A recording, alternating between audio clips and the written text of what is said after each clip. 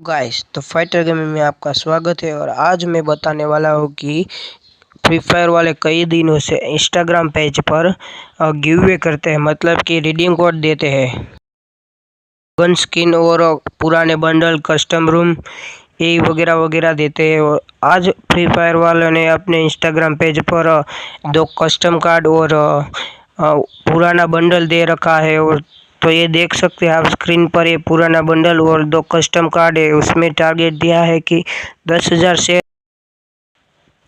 Share करते हो तो आपको दो कस्टम कार्ड मिलेंगे, और 50,000 शेयर करते हो तो आपको एक पुराना बंडल मिलता है। कुछ भी कंप्लीट कर दो तो आप लोग को ये बंडल, पुराना बंडल और दो कस्टम कार्ड मिल जाएगा। और हम अभी बात करेंगे रिडीम कोड। तो रिडीम कोड फ्री फायर के इंस्टा ऑफिशियल पेज में मिलेगा। तो जब ये टारगेट कंप्लीट हो जाएगा तो फ्री फायर वाले अपने पेज पर ये रिडीम कोड डाल देंगे।